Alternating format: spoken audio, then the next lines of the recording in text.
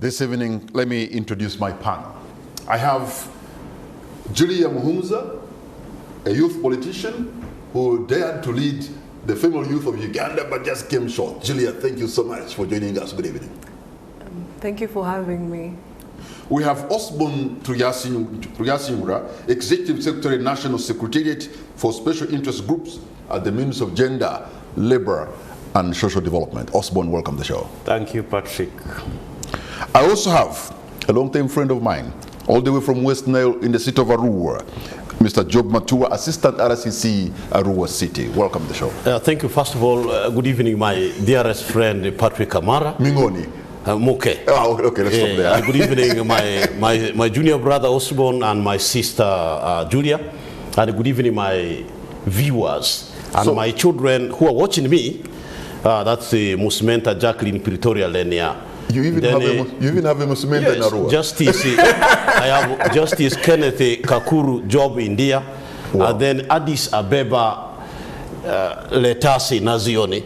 And my wonderful brother Angwezaibo Ezra, who worked hard for the president. You are the first person in my entire career of doing a job like this. At the very beginning, you're sending a greeting. And my brother Ezra, who worked hard for the president. Job, you never cease to amaze. You never cease to amaze. And the other very interesting, your names go across, of your children, go across the ethnic lines. Yes. I'm hearing Banyankole, I'm hearing Bator, I'm hearing Ethiopian, Amharic, and everybody in there. Amharic. I'm hearing Abebe, I'm hearing Addis Abeba. Yes. A new flower. Yes. I'm hearing so many names across Africa. Yes. And you put your own mark, beginning with sending greetings. All right, Osborne, is the freedom of expression in Uganda in the dock, is it being tried? Is it being tested? Is it being accused of that we shouldn't even express ourselves? There was a communication from the ministry, from the UCC, that if a person like Julia has lost an election, they shouldn't even utter it on a platform like this. And yet, in our training, if we are covering this election and the results are announced, we definitely have to hear both sides to balance. And if one side says, no, I was cheated, how am I, as a broadcaster, not going to bring that out? And in the moment, in the element of fairness and justice and telling the truth. So long as I do not say that what Julia is saying is the truth, but I just have to bring out to balance the whole story. Thank you, Patrick, and our viewers out there. Once again, my name is Osborne Tuyasinyura, the Executive Secretary, National Secretariat for Special Interest Groups, and the Minister of Gender, Labour and Social Development. I think, as a country, I do not think that there is a problem. We are actually, this government of the NRM is the one that introduced the freedom of expression.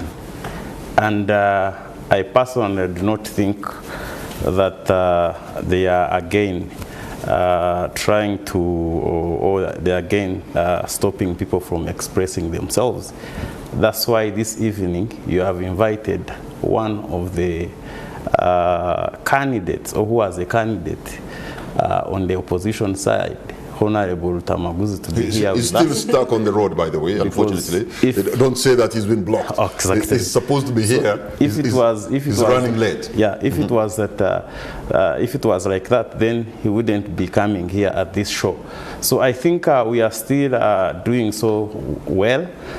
But you also need to understand that when we are in these elections, there was a message that was being passed on in Uganda, Kanonye, Kakume, Kabanje. So as the and I have been hearing some of the candidates that were contesting in these elections, especially from the opposition side, going on different platforms to incite the public. And I think the UCC has a mandate also. So let me ask one to begin with. Is Kanonye, Kakume, and Kabanje anything bad? Yes, you need to understand the context of how it is. But that's your own opinion. The person is saying, look for the vote, protect your vote, and demand justice. Demand from who? From who? From the election officials. From who? You see, Patrick, we cannot just allow this country for everyone to come and put up a communication that is not regulated. Otherwise, we'll have a problem here. Like these other countries in Africa where people have come and, put the governments down. So I think what the government is doing is try to regulate the communication. But I do not think... Osborne, I think you are completely wrong on this one. Why? Because in 2021 general election, President Yoweri Museveni has used many platforms, including through this TV as we record his statements, saying he had lost 2 million votes of his were stolen. He was an aggrieved party. He complained on many platforms because, and yes, we're inclined to give him the platform to complain because he should express himself. It is okay. And so should be Julia, and so should be any other person. Patrick, it is okay to express yourself, by the way. That's why you have Honorable Tamagus to come here. He's a member of the opposition to come here and express himself. But even when the president was saying that, did you hear him inciting the public that they should go, they should move and demand for this? That is our role, yes, as gatekeepers of the media, to make sure that there's no inciting. For you to express yourself, yes, you should. But for you to incite people and to go beyond, we should be able to make that judgment. We should be able to make that judgment that somebody is expressing himself and probably is even going to court, as opposed, Osborne, to go and incite violence. In fact, Patrick, this government has tried so much to make sure that there is freedom of expression. I was following these campaigns very, very, very well.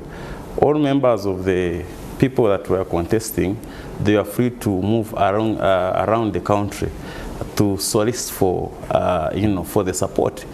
And people went out there, these candidates, the former presidential candidates, went out there, gave out their manifesto, and public decided on whom should lead them. And I do not think right now where we are, it doesn't make any sense for any leader, whether you are in opposition or government, to start inciting violence or start inciting public. Because for me, I was there. I saw people campaign. I saw the members of the opposition campaigning. In this very election, yes, there are some people who were declared winners. Yes. And then the other contestants complained, and they had to recount, and the results turned the other way around. In the case, I think, of Obua, in the case of Justin Namere, and others, where somebody else was elected. And because they said, look, I have been cheated. But that's why, Patrick, that's why we have the laws. That's why we have the laws. So, and that's why you are saying. So in that's that why case, you have. That's why you have Julia here, who was contesting, and she came out openly and said, "We are happy for the outcome of the elections," and encouraged the young people to go on and go into productive now work. that you've talked about, let me come to you. For me, let me come to you, Julia. Patrick. Yes. I think, Patrick, for me, at the end of the day, we also have. It is bad practice to have bad losers. When you lose, when you go into an election, you should know that there will be one winner and there will be a loser. But Osborne, what I want you to know, that a platform like this, yes, and more especially on the spot, yes, I'm not going to let somebody incite violence or even start spew lies. We will have to test what you're saying. We shall have to try to make you substantiate, and if it is wrong, we shall deal it as wrong. But I think you have a right to express yourself. It's absolutely okay. Yeah. Patrick. So, and it's absolutely okay. You have a right to express yourself, but you don't have a right to incite violence. And if you are aggrieved after you have complained here, and if we expect you to go to court, exactly, and seek redress. Yes, exactly. But then you should have the liberty to express yourself. But Julia, you ran for office. You wanted to be the National Female Youth Member of Parliament. You came short. Sorry about that. But when I look at you, I think you have another. You can take another. Give a shot at it once again. What was your experience? Before I speak about my experience, I want to say a special shout out to all the young people in this country that are listening in. Before I answer your question, I also want to add my voice to the state of freedom of expression versus what the country or the government is doing. One, we need to acknowledge that the state has a duty to protect its citizens. And I think for me, the intersection of freedom of expression versus either the limitation that comes in from the state is, I think, something that has been recurring to limit or to prevent inciting violence and protecting citizens from harm that would come out of either the... for the purpose of viewers, they can read the statement that was given by UCC, which is now being showed on the screen. Please continue. Yeah. Mm-hmm. So ideally, the state has its own duty to protect us, but for me the biggest concern is overreach. And I think on today's discussion, it's more or less about whether government should regulate freedom of expression or whatever, but more about from the angle of citizens, from the angle of the aspirants, from the angle of journalists, are they still safe to express themselves? Because whether we like it or not, I think having citizens speak up is still really important for any democratic society. So what is happening from UCC, and I think for me one, like you mentioned, for the media agencies, you can critique. I mean, you can ask for the facts and all of that.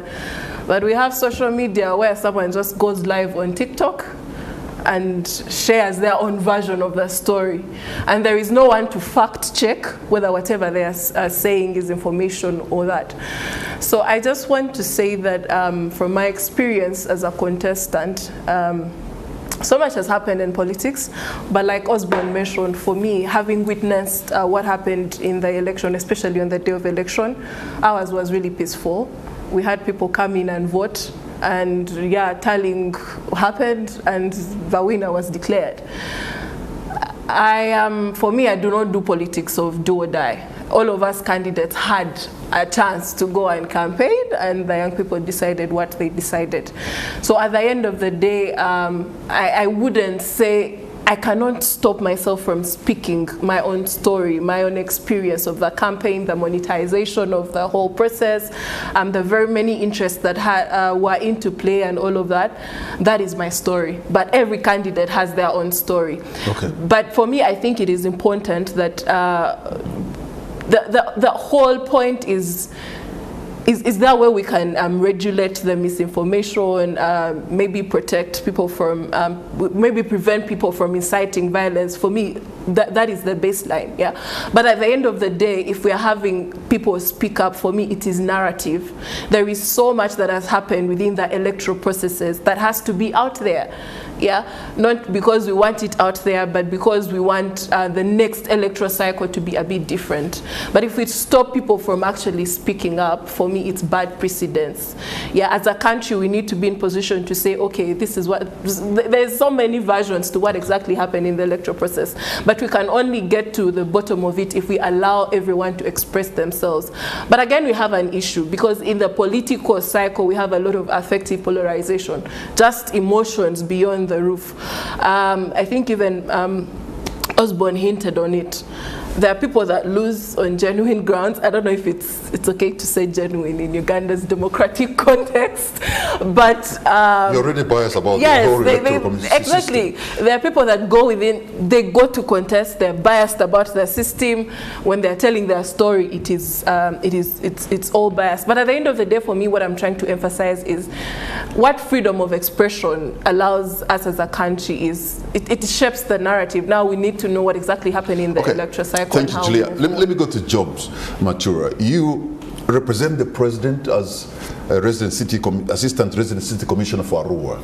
Absolutely. And you know, the chief executive of this country, 5 years ago, he was in another election, 2021. He came out so clear, spoke with a lot of clarity. He was so bold that they cheated him 2 million votes. He used many platforms to express himself. He was aggrieved, even though he never went to court. But he said it many times. Why would I not give President Museveni a platform to express himself, to say, I've been cheated? And indeed, we did give him that opportunity to express across all media platforms. Thank you very much, my brother Patrick Kamara. I want to substantially answer the question. I actually want to substantiate it. For the benefit of the viewers, yours truly, Matua Job Richard, Assistant Resident City Commissioner, Arua City speaking.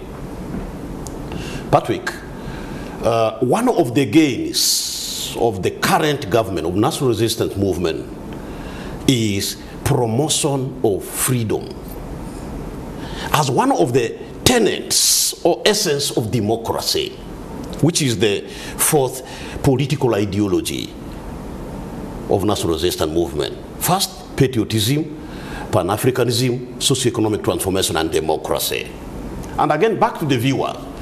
In the 1995 Constitution of the Republic of Uganda, Chapter 4, which is the biggest chapter next to citizenship, which is about rights, yeah, is about protection and promotion of freedoms, actually fundamental human rights and other rights, including freedom of expression and speech. So I can say that freedom, these rights, fundamental human rights and freedoms are inherent. They are God-given. They cannot be granted by the state. And the state should not at any time try to stifle or to curtail freedoms of expression. I hope you understand that the document that you show is from an agent of government, a government that you serve. I told you I want to substantial answer to the question, if you can give me a chance. So what can the state then do? You get me? So I therefore want to, before that I want to say that it is the government of national resistance movement that restored freedoms in Uganda, which we are stifled, which we are curtailed by the previous government. Again, we must protect and not regret. We must not move backward from what we have achieved. Now, what the state can do is to regulate freedoms, because freedom is not absolute. Yeah. That you have freedom and you should go and talk about the privacy of my sister Julia. No, that's not freedom. That it is your freedom or your right to go and step on my brother Osborne. No, it is not your freedom or right. So the government comes in to regulate freedom so that it does not lead to anarchy. My brother Patrick Kamara, if we don't regulate freedom, then we will have anarchy. And when we have anarchy, all of us will be victims, including those who are inciting, say, genocide, who are speaking bad, who are speaking vulgarity, and what have you. So I want to maintain it that the government that I represent promotes and protects fundamental human rights and the freedoms of the citizens of Uganda. So do you agree that, yes, that those who have lost an election should not express themselves in a platform like this? Yes. Now the question that is it right? If I can really respond to, I want to respond to the two questions. Is freedom of expression in electoral democracy in Uganda on the decline? My answer is no, because Ugandans are speaking. In fact, the government should allow those who lost the election to speak out. People must complain. It is that is a democratic right to complain. Even those who cry. I think if Mr. Lutamago's was here, we would be nodding in agreement with you. Yes. So I just want. But let me remind you, Job. Yes. Yes. During the Ethiopian Tigray War, yes, you expressed yourself online. Yes. You wrote many things. Yes. Job, you were arrested by this government. You were taken in Communicado. Yes. You came back telling a harrowing story. Yes. Oh my God, how can you forget that? Very good. Now, how can you forget that? How can you forget that? I want to thank you very much. You know what you went through? Yes, yes. I am a Pan-Africanist for the people who don't know, and actually tested award-winning Pan-Africanist. In the last government of Ethiopia and the TPLF war, I was on the side of the government of Ethiopia defending the democratically elected government. What got me into trouble was the demonstration I was organizing against Western imperialism in American embassies across Africa. So I was allegedly Let me tell you. Accused of inciting violence. There's nothing that you express yourself. Yes. You are just alone in your house. Yes. You are sending your tweets and sending your all these comments. No, when and you were picked. No, and you're taken in a just because now you've been given a job, you're forgetting what you went through. I am not forgetting. Okay. When I tried to organize demonstration against Western imperialism at all the American embassies in East Africa, then I was misunderstood to have incited violence. That is the reason for which I was arrested. But that does not mean that my freedom to talk was curtailed. Up to now I am talking. Even here I am talking. Have I been stopped? Well, because No. you've been rewarded. They have put a job in your mouth. So therefore, it is not true. Because if there is anybody Yes. who understands what it is like Yes. to express yourself and then find the ramification that is so bad, is horrible, is you. Not really. Even Okay, in the, well, I shouldn't can tell you- feel the pain more than yourself. But let me leave Even it there. in the detention, I taught patriotism and Pan-Africanism to the people there. Actually, I converted them. Jobs, Julia, and Osborne. Gentlemen and ladies, we're going to take a break on the spot. We'll be right back.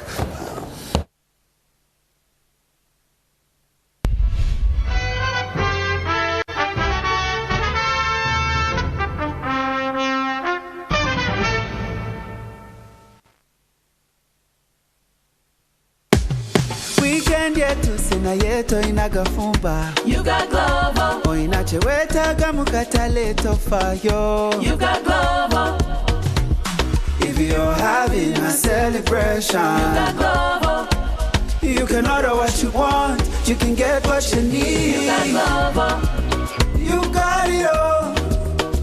You got Glovo. Download the app, order with Glovo, track it minute by minute until you receive it in minutes. Sometimes I need a fragrance to keep me calm, stays fresh in the heat and feels elegant into the night, lasting longer than expensive perfumes. New Downy, lavender calm, sunrise fresh and sweet elegance, freshness that inspires confidence.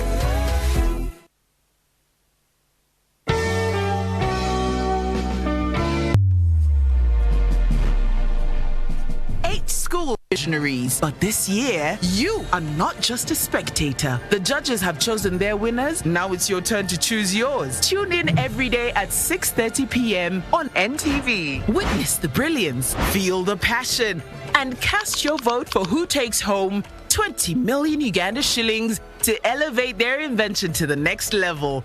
Because history is calling, and one school is about to answer.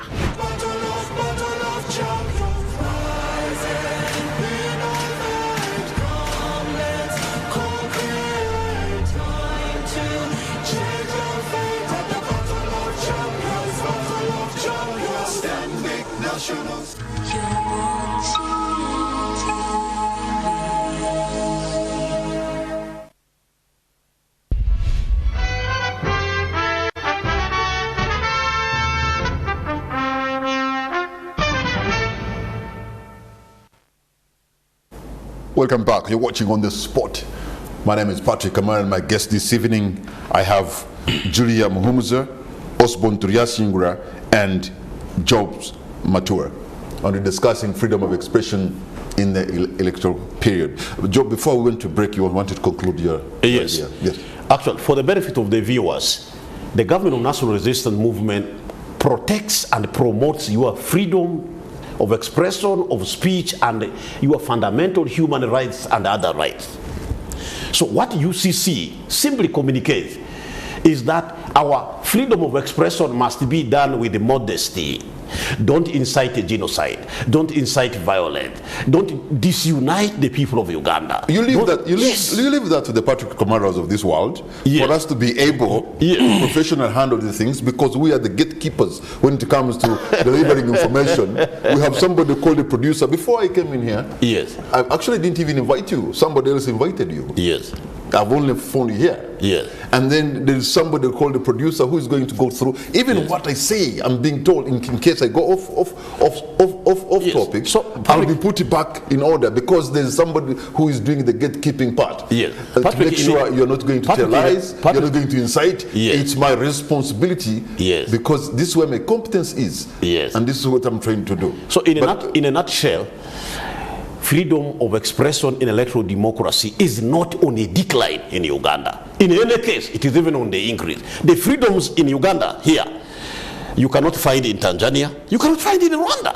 Okay. So Uganda is at the best. Okay, Osborne, Thank you. I just want to believe that actually when you go to downtown and you see how people behave, how they disregard, for example, the traffic rules, everybody does what they want. They can look at the traffic police and do whatever they want, and even if it tells them they will talk back and there's nothing they can do. I'm inclined to believe that there's even too much freedom sometimes. In Uganda. What do you make of that? I think, yes, again, that's why I said that there is freedom of expression or freedom of speech here. And I think at a large extent, there are members of the, from our different political backgrounds that are misusing that kind of, that expression.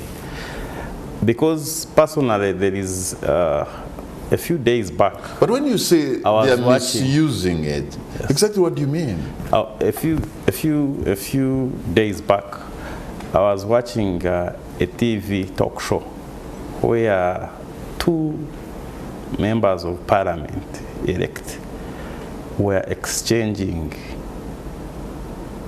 abusing each other on a national TV. And it was looking ugly.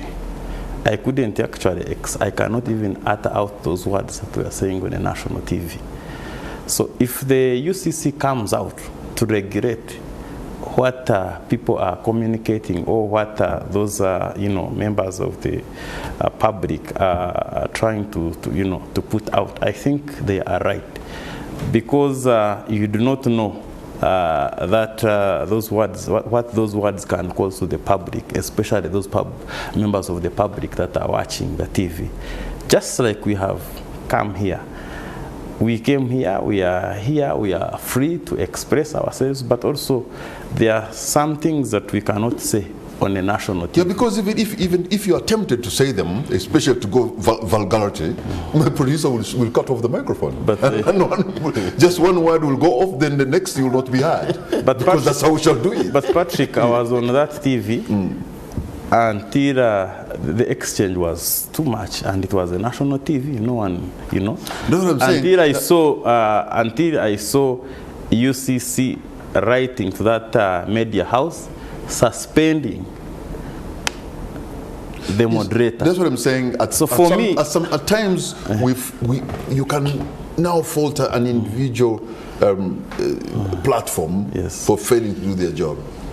There was a time when two members of parliament from the same party, the Honorable Nandala Mafabi and the Honorable Nabila Sempala, on this very show where you are, when they decided to go physical, we had to cut off, go off air, because this is not what we're going to show. Again, we decided to go on air, and unfortunately they came back because they were going physical. Again, Patrick, that's why we have UCC.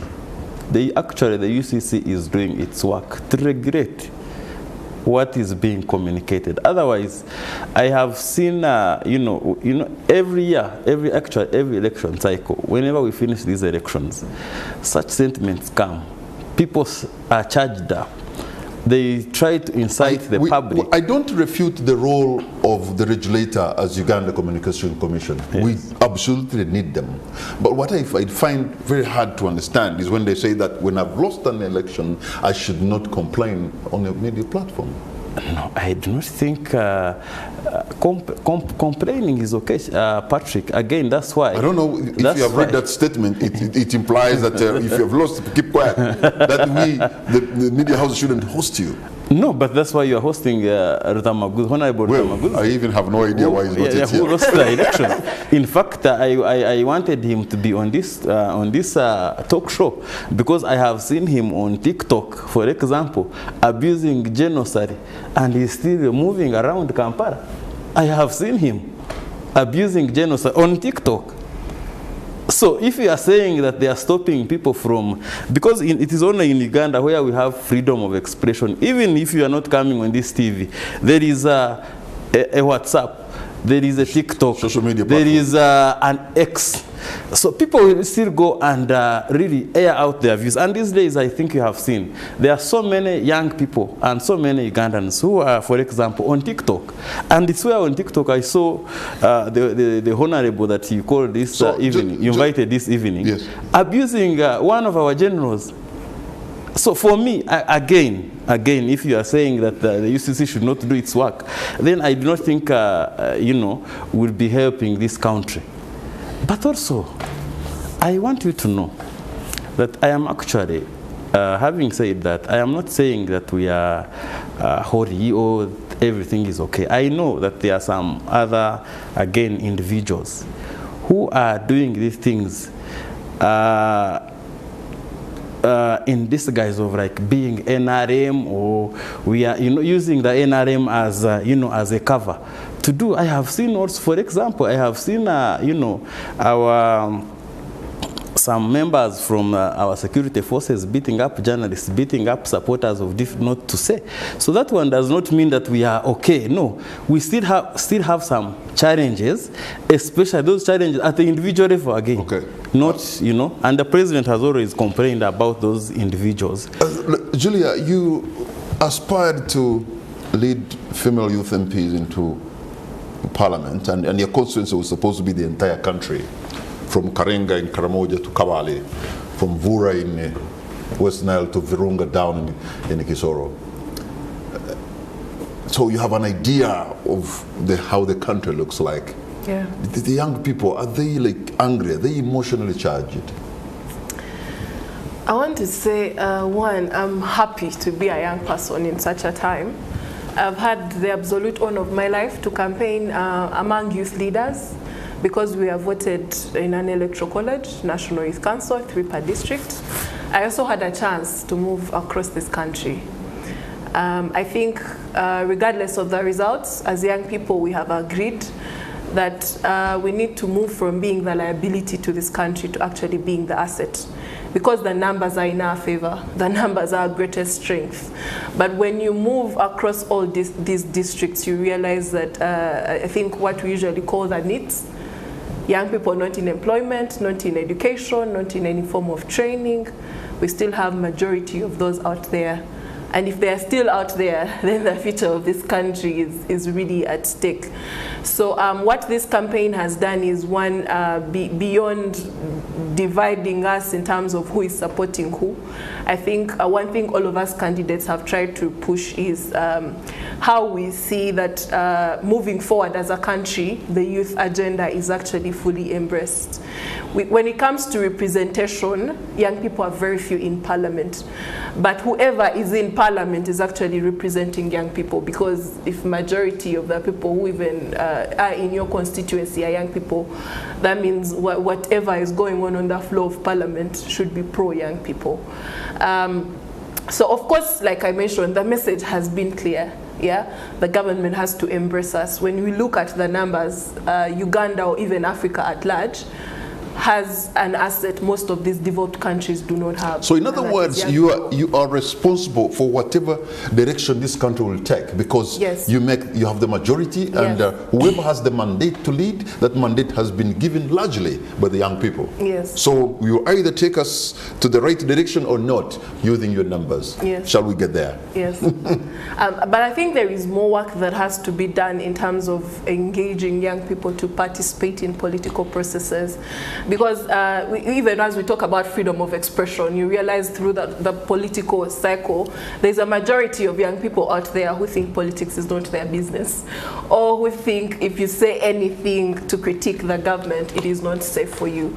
So I think as we move beyond this electoral cycle, as we move into the next 5 years, or as we prepare for the next election in 2030, 2031, there is a lot of work that has to be done in terms of including young people, beyond them just participating in political processes, but actually participating in shaping the narrative. And that is also freedom of expression, actually. When we say, okay, how has the electoral cycle been? How many young people have participated? Just from holding conversations of how many young people actually voted for the president, you realize that very many of them decided not to engage because of a couple of reasons, either as a result of misinformation or what was out there. So there is need for young people to actually step up. With or without being in position, there is so much we can do for our country. There is so much you can even do online. That is why I started by saying, when UCC is now telling media houses to stop hosting candidates to talk about what happened in their election cycle, we still have social media. Yeah, we can still go on social media. What happened in my election, I'll tell you, very many young people do not know how their youth members of parliament have voted. And these are the people representing young people. So in the end, you're elected by 443, but you're serving over 78% of this country. Yeah, you're serving people who are shocked, like every time we are congratulating people who actually won, you would see comments of people asking, but who votes these people? Yeah, but also, does it even make sense? Because your constituency, for example, is so huge. Yeah. You and the president have the same constituency, even though you are elected by an electoral college. Yeah. So what kind of impact can you have? Well, I mean, what kind of resources would you even be at your disposal to be able to hear the views of these young people across it? Yes, I know you have electoral colleges, you have youth leaders with whom you are working with, but I think it is way too much for you to pull off and cause any impact. I think it's possible, because if you know how to use that position, it only requires you to organize. The problem we're having with us young people today, we lack, I want to say we lack, I don't want to say we lack someone to follow, but we are not organized enough either to lobby or push a narrative that works in our favor. I'll tell you for a fact there are very many programs for young people that government has put in place, but young people do not even know they exist. Okay, just hold your point. Let me go back to jobs. If there's a person the opposition leaders hate, or the title they hate in this country, is the title of the resident district commissioner. Because in this election, the RDCs have been accused of taking sides. In fact, in some cases, some presidential candidates or even members of parliament have been pushed off media houses, or or surrounded the media house so that the candidate doesn't go there. And they have taken really sides, yet they are meant to be public officials. So are they fair to say the RDCs have made it difficult for especially members of the opposition to do their job, sometimes just to engage on a radio station or a TV station like this? Thank you very much, my senior friend, Patrick Amara. I want to answer that question conclusively, that actually the RDCs love to debate opposition people on the radios, in the media. That's where we get opportunity to unpack, debunk lies that they usually tell the public. It is not true that the RDCs obstruct opposition people from the media. Well, in a rural city where I come from, the Honorable Nandala Mafabi was on the radio. He went there to campaign, and he campaigned. The Honorable Robert Chagulanyi went there and he campaigned. All these politicians went there and we gave them platform to campaign. They campaigned and went. So the winner took it. And actually I have the results of Arua City here for the benefit of you. All the polling stations of Arua City, their results are here. The president won decisively and genuinely, and the results are here. I thought somebody, since you had invited the for sure, there were some episodes of violence in Arua. In Arua? Yes. Not Arua. There were some episodes of violence, and if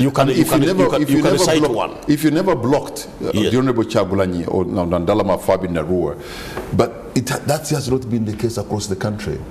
Even in other elections before, the RDC to the opposition leaders is a menace. The DISO is a menace. the resource is a menace to them. Yes. And yet these are public officials who clearly take, sides And when they shouldn't. yes, Mr. Patrick, I can tell you that even that security officer who threw tear gas in Ondo Paraka at the Paps petrol station is not coming from Arua City. It's among those that we are following the trail of Chagulanyi. We as security heads in Arua City stopped security people from even releasing an ounce of tear gas. That's why the region went. The city went so you're yellow. saying the security given to Honorable Chagulanyi, Yes. these men were so trigger happy when they reached Arua, they unnecessarily had to lob tear gas canisters into the pub? No tear gas was lobbed on Robert Chagulanyi in Arua City. I said the incident that occurred at Ondo Faraka was not even by any security officer from Arua City, because our security officers are very professional.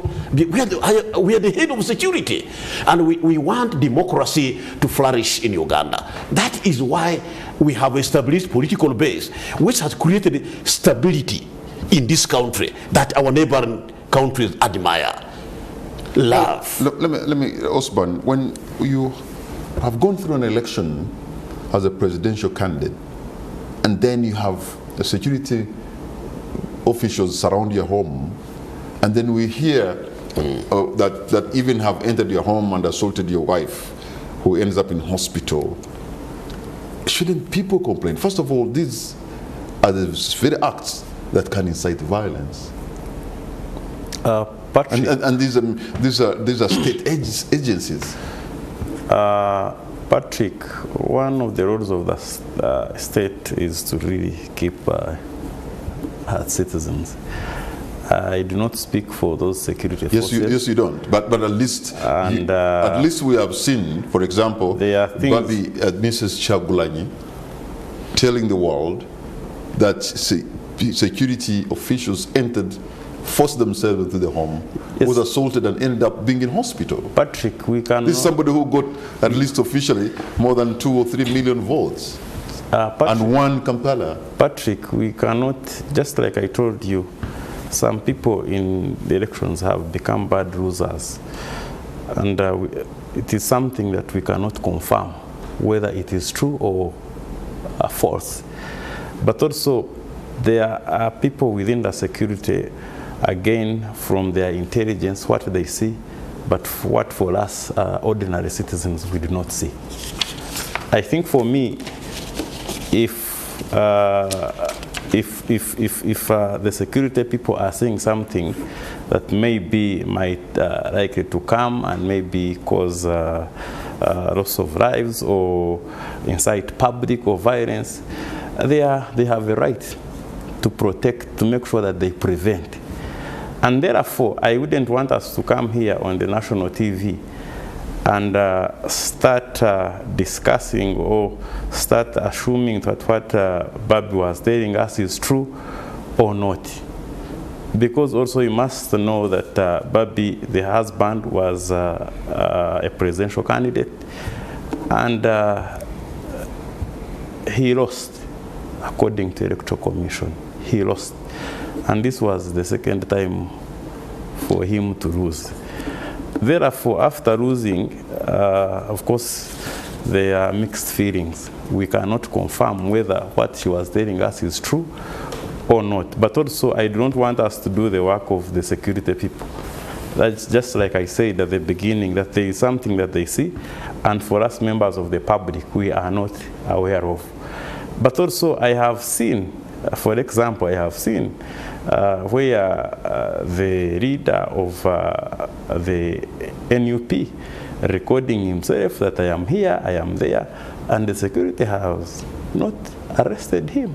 Therefore, for me, I think for me, at the end of the, and they have not stopped him from speaking.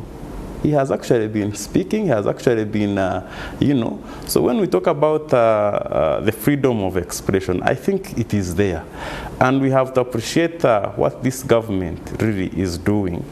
just like I said, that we might, the government might have some hiccups here and there, especially on some individuals who come under the disguise of the NRM and say they are working for the NRM and start torturing people here and there.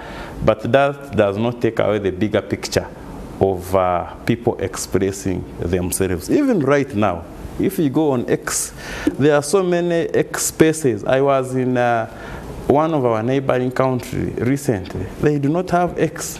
They cannot express themselves. But here every day, even right now as we are on this show, I am sure even this show is live on X, which means that people on X already they are expressing themselves. Okay, well, it's good you're quoting those platforms, social media platforms, but you remember, Julia, 2 days before the elections and even days after that, Uganda went into social media black hole, an internet black hole, nobody getting to know what is going on.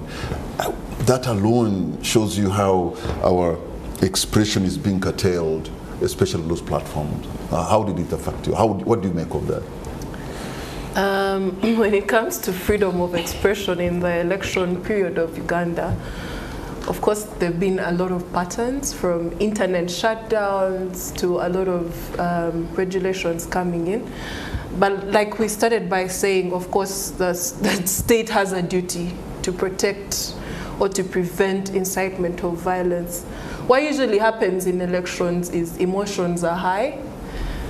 Before elections, I think if you could scroll on TikTok, you would see a lot of misinformation, even before we went to vote. Even before internet was actually put off, there was an environment that was already sending a message of it's like we're on a tiny bomb that is just yet to erupt. So for me, it's not a question of whether at that moment the state had to come in and regulate to protect from whatever could have happened from the elections itself, but I think it's the measure or the proportion to which the state did it. At the end of the day, I do not know if these big organizations or banks were reimbursed for the losses they made, but it is important for us to note that it took a very long period of time, when we were under internet shutdown. Very many young people's businesses thrive on internet. There is so much that happens on internet, like general well-being, information. And you know what else happens is, if internet is on, you're also in position to know what is actually happening. So in that moment, I think it is safe to say that everyone just had to keep in their houses, because you do not know what is happening every day. I know a friend of mine, a young lady who was running a tours and travel agency, and I think was supposed to be issuing out e-tickets for people who are flying out and flying into Uganda, and was running around actually asking me, is there some kind of internet somewhere at NTV, somewhere at the Serena, like really in a panic mode. And they're like, I have over 30 people who are supposed to be flying out or flying in, but then there's no how I can communicate. Just an example of how much people are using internet to do business. You can imagine the kind of losses and the frustration that they've gone through. But Jobs, these internet shutdowns almost took us to like a pariah state, North Korea style. Yeah, thank you very much. Our experience in East Africa here taught us a lesson. Elections are very emotive issues.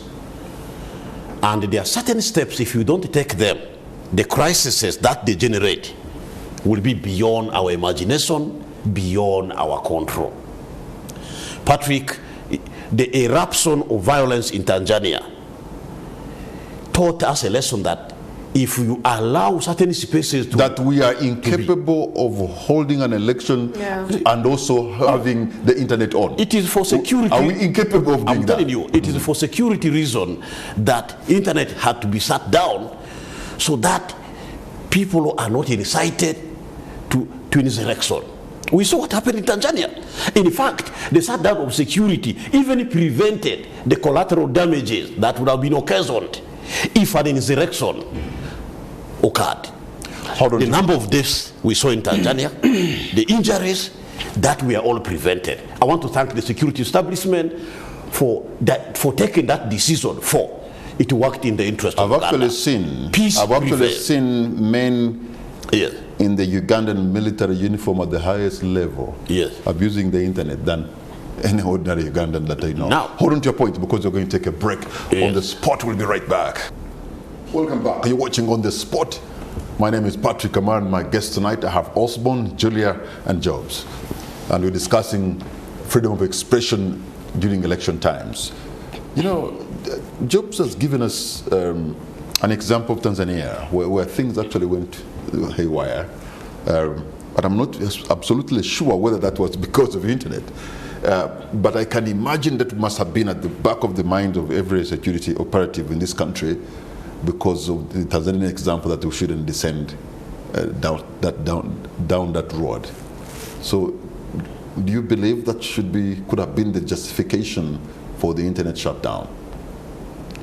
I think for me, Patrick,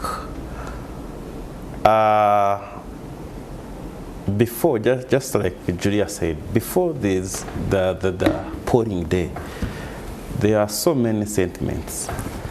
So people were sharing all sorts of, videos, messages, and some were actually not from Uganda. Someone would get a photo from Nigeria, something that happened some time back, and put it on X or put it on TikTok, and start saying the military is doing so and so, or this one is doing. So for me, again, there was so many. There was a lot that was coming, misinformation and disinformation, and at the end of the day, because there was no one to verify this information where it was coming from, it was very risky for me again to have this internet on because I did not know, and again. Because during that, because I had seen in some, for example, in some by-elections, where people were sending results from anywhere, in the by-elections that we had in this term of office, people used to send results, unverified results from this here, from there. And again, you find that in some areas, it caused some kind of, violence and chaos. So for me, again, if the security, of course, I don't still believe that every other time we have elections, we must put the internet off. Maybe the UCC or the government must find a way of coming up with measures such that we remain on internet. Because again, you realize that we lost a lot of money during that period when the internet was off. Some people eat because there is internet. If the internet is not there, it means that they cannot afford a meal. So I think in future, the Electoral Commission, the people in security should find a way of, should find a way of making sure that our internet is on, even during election, even after. Because it is also not sustainable that every other time we have election, we put the internet off. But of course, before getting there, of course, we had to do this again to control insecurity that could have happened because of misuse of internet. But Julia, sometimes when you go, I'm not a person who goes so much on social media, but the little I know sometimes people can express themselves, and especially the young people. There's a friend of mine, he calls them the internet mujahideen. And again, Patrick, I did not know. There was also a video. I do not know, Patrick, whether you watched that video. And this man was arrested, where he was saying that we must look for all these Banyankwere. The Triasingures. Exactly. That is now the citation I was talking about. And cut them. I saw that video. But now you'll ask what's your name, they say Musimenta, but the person is from Arua. Exactly. The gentleman went on TikTok. is from Arua. Yes, I saw the gentleman, and he was having, these big pangas, and he was like, we must look for them and cut them down. So at the end of the day, just imagine if So those yeah, things were so this is happening. what I'm saying. You see, I was giving an example, the internet mujahideen. So what do you do with these mujahideen who are, having a lot of veil and, poison that's flying left, right, and center? Yeah, so I'm Gen Z, and Yes. when you're using social media, there is what we call algorithm. So there are people who, you realize the content that trends, be it video or X, that trends usually it's one that has a lot of controversy, Yes. a certain language, and all of that. I think the biggest problem we have is the institutions of this country have failed to bridge the gap between their way of doing things and how the Gen Zs do, or the young people are doing things. That's why I kept saying, okay, UCC can stop media houses, but social media can still actually push misinformation faster than what the media houses are Legacy doing. media. Yeah, so I think there is a bigger role that should be played beyond regulation. And I think, like you've noted, UCC has to actually know there is these people, some of them actually making money off engagements of their social media handles. Yeah, so for them it's more like, do I have a huge following? Am I getting many likes? So oftentimes it's moving beyond the content, but exactly what am I posting? Am I getting as much engagement as I want to get? So there's a lot of work that needs to be done as far as I don't want to call it civic education, but one, the institutions must work with the young people. You see, UCC, there is a time UCC issued a letter, I think it was around some misinformation. There was a UCC letter that was going viral and it was fake. Yeah. That later moved faster. It was misinformation. So how young people spread misinformation is different. Like, it moves faster than how even the institution curbs the misinformation. Because of, for example, for us, if we are using social media, we are doing it in a more engaging way, a funny way, a more interactive way. UCC is coming with its formal letter published. You see? So you know what is confusing, Job, is that sometimes you see people in places of responsibility, or, expressing themselves on social media in a manner that you could say is so unbecoming. You wonder whether these are jokes or these are serious. For example, somebody say, we've captured him, we were actually shaving his head, we are now teaching him Runyankuri. If you do 3 years, if you eat pork, we shall shoot you. So you wonder whether, is this are these jokes or this is real, but then somebody's in a senior position of leadership. Yeah. But you see, at the end of the day, that's what I was telling you, it's such content that has more engagement. And now that is a big problem, in fact, as far as... So you as a Gen Z, you understanding the algorithm, is this on the side of just a comedy or?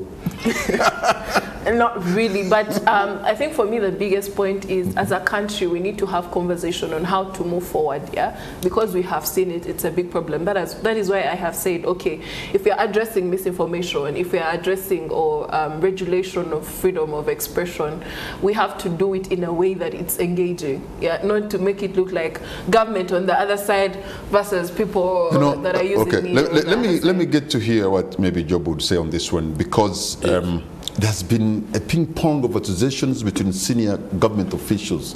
One is a minister and a member of parliament, and the other is the chief of defense forces. Yes. And the words exchanged between the two are repugnant. Yeah, thank you very much. Patrick, Project Uganda must succeed. A Uganda that is better for all of us. In Uganda e yabuli omu. In Lubarati, Uganda zinga badria ni worori. That project, Uganda must succeed.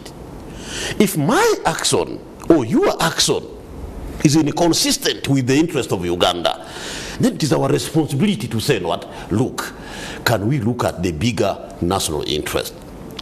These seniors are individuals. They are human beings, mistakes are human. They can make these mistakes. But can we correct these mistakes to make sure that Uganda remains united and succeeds for a better Uganda for all? Is my personal political ideology and the ideology of the team with whom we believe in. Patrick, I belong to movement of the original correct line that believes in winning hearts and minds of the people. Are you still on the correct line? Yes, movement of the original correct line. I'm being very particular here. There is the NRM, but there is a movement. I invite you to read a book called The Correct Line by Dr. Kobusenge, sister of Dr. If you want to understand better what that movement believed in, just go and watch the NTV coverage of the 2016 presidential election, the introductory remark made by the late General Benon Biraro.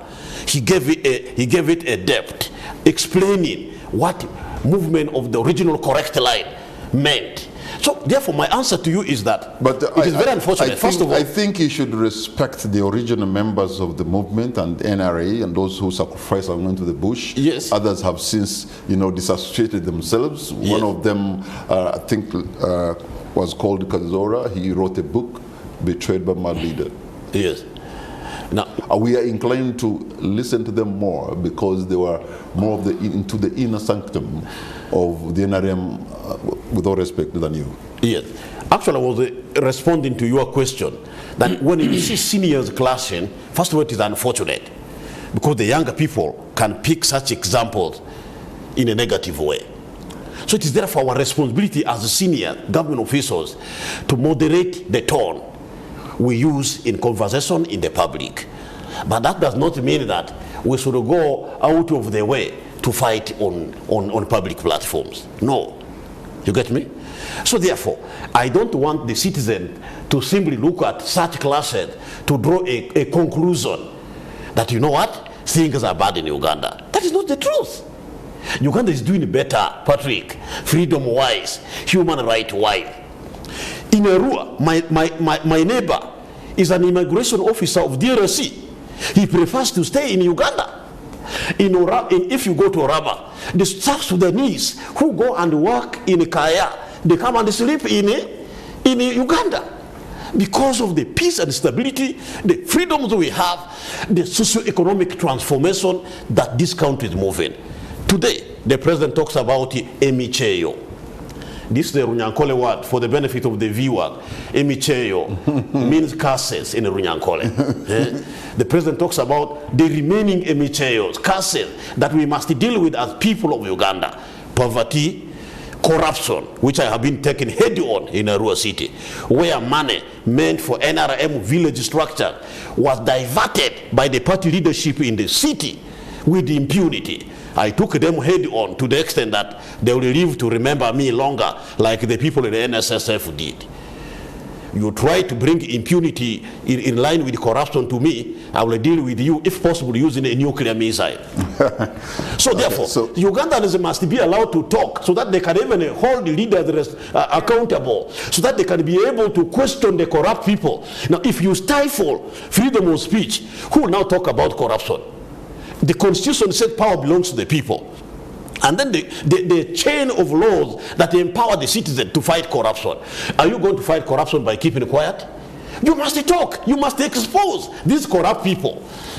So freedom is guaranteed in Uganda. And if there's anyone who says in Uganda there's no freedom, that person is invited to visit Rwanda or Tanzania, and will come back to tell us his or her experience, how wonderful it was there.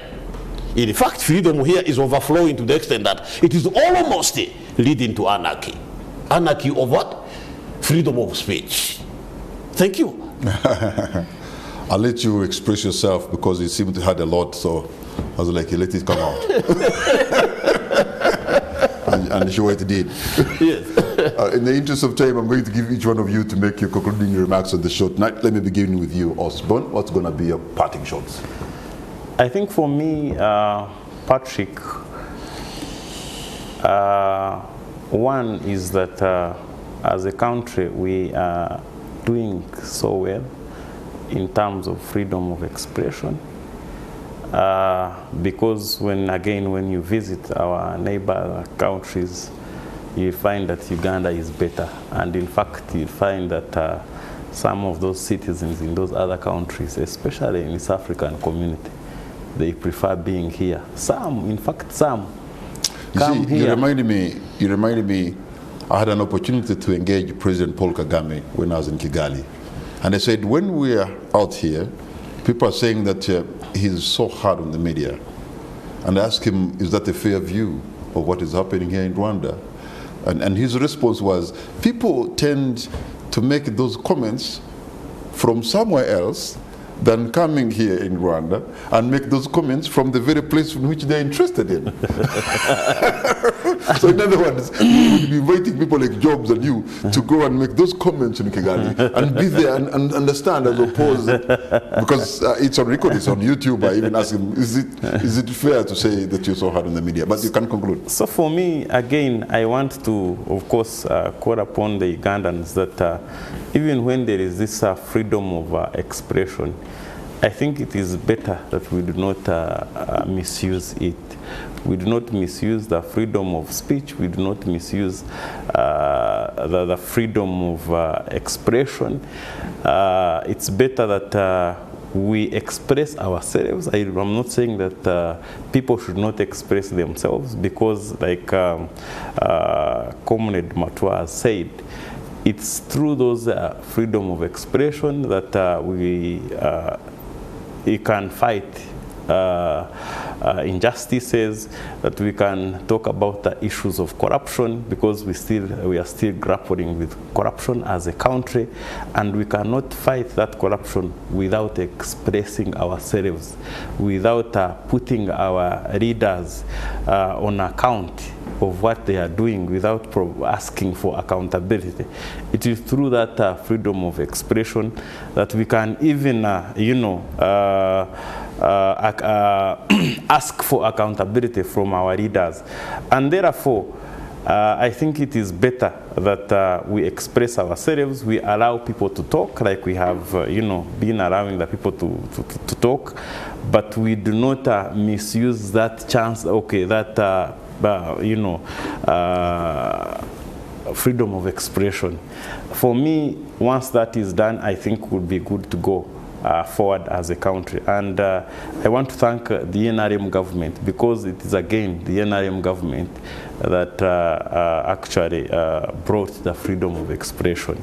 That's why we can be here on this TV and you invite all the people that you had invited, and some have even decided not to come. Tomorrow you see them somewhere saying that the government has stopped them from expressing themselves. You have protected your game.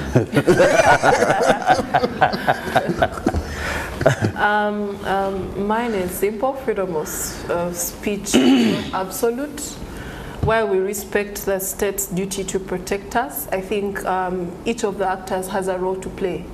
Yeah, I think we need to move beyond the blame game to also understand that we as citizens, we have played a big role in using our freedoms to actually create racial hatred amongst ourselves along ethnic lines, incite violence and all.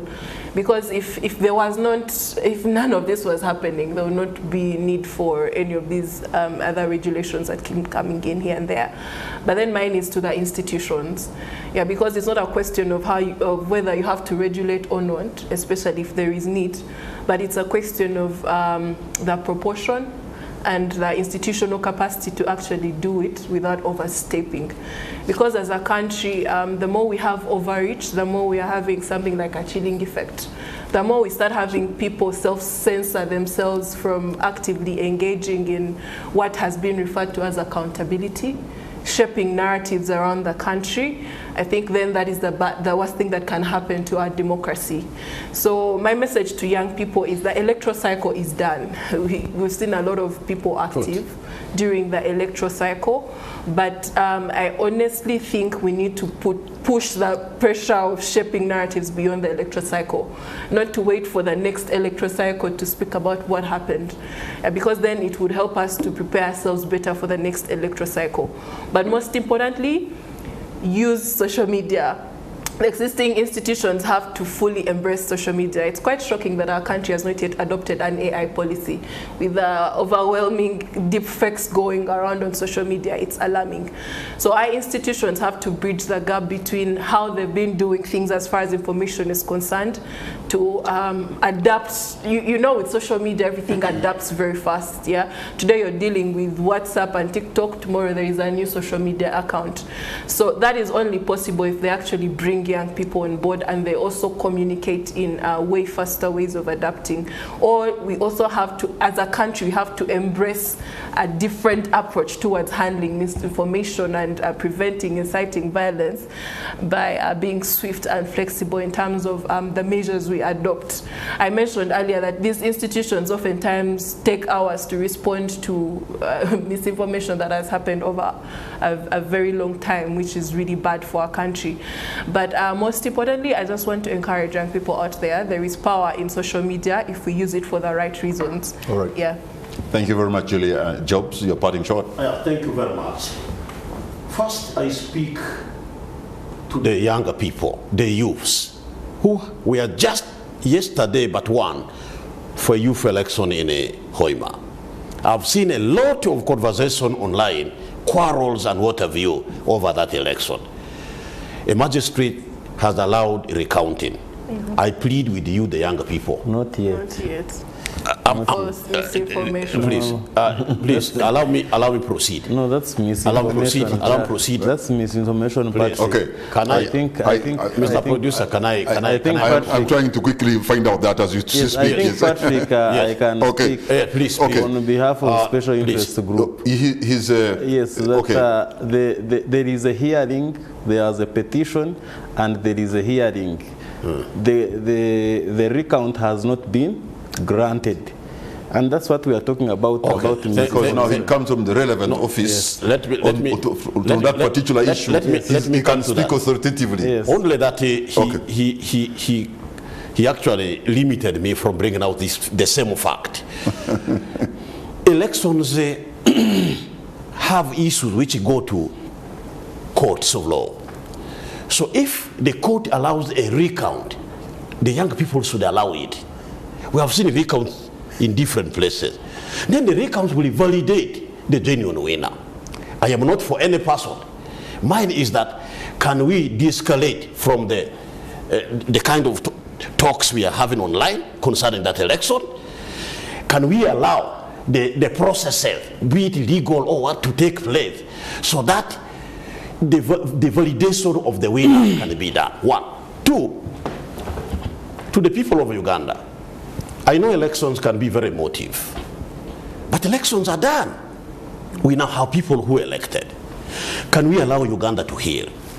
Can we unite ourselves again from the toxic languages we have been using in the campaign, the insults and what have you? Can we do what we call post-election recovery?